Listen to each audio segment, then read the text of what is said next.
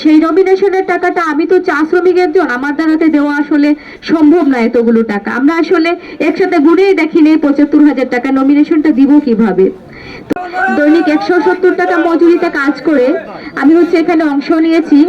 আসলে আমার একার দ্বারাতে এখানে অংশ নেওয়ার কোনো সাধ্যই ছিল না।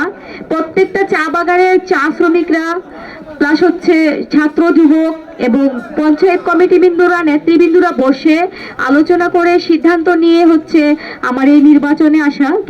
সম্মানিত শাকির মোহাম্মদ বাজারবাসী, ক্রেতা এবং বিক্রেতা সবাইকে জানাই আসসালামু আলাইকুম এবং হিন্দু যারা আছেন তাদেরকে আমার আদাব। আমি খায়রুল আক্তার, চুনারঘাট উপজেলা নির্বাচনে আমি মহিলা ভাইস চেয়ারম্যান পদপ্রার্থী। আমার মার্কা কলর।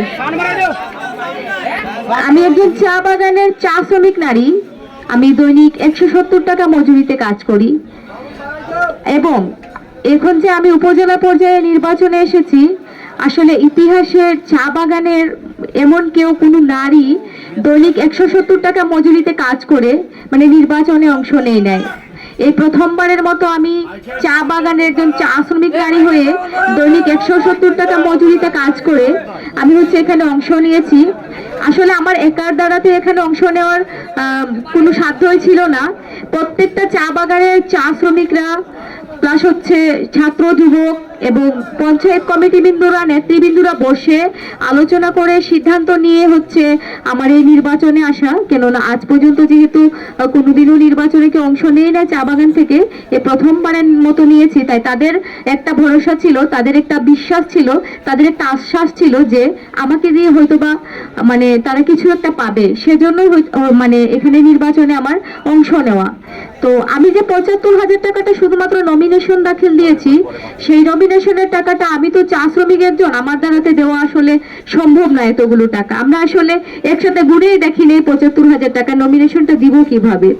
তো চা বাগানের আমাদের যারা চা শ্রমিকরা আছে, আমি তো তাদের সাথেই কাজ করি, তারা বলেছে যে আরে ৭৫,০০০ টাকা হয়েছে তো কি হয়েছে, আমরা তো সবাই আছি, আমরা আমাদের ১৭০ টাকা মজুরি থেকে ২০ টাকা করে কেটে তারপর তোমাকে দেবো নমিনেশন দাখিলের জন্য।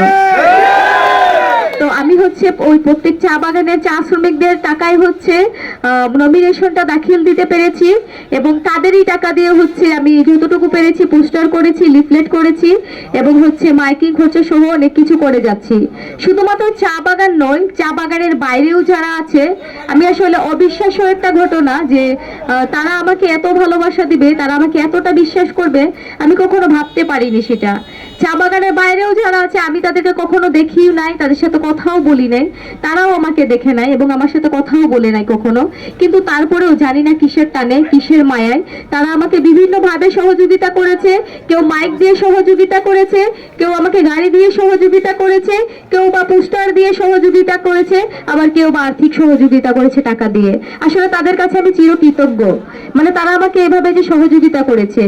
এখন প্রশ্ন যে আপনারা সর্বসময় যারা এখন বর্তমানে মহিলা ভাইস চেয়ারম্যান আছে পদে, তাদেরকে আপনারা ভোট দিয়ে এসেছেন, আপনাদের মনে প্রশ্ন থাকতেই পারে তাদেরকে আপনারা ভোট দিয়ে অনেকদিন ধরে ভোট দিয়েছেন, তারা আপনাদের জন্য কি করেছে এবং আমাকে যদি আপনারা ভোট দেন তাহলে আমি আপনাদের জন্য কি করতে পারবো, সেটা আপনাদের মনে প্রশ্ন থাকতেই পারে।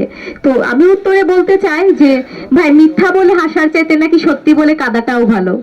তো আমি মিথ্যা সান্ত্বনা দিতে চাই না কাউকে যে আমি এটা করে দিব সেটা করে দেবো, আমি এটা বলতে চাই না। কেননা আমি তো নিজেই জানি না আসলে ওই জায়গায় গেলে পরে মানুষের জন্য কি কাজ করা যায়।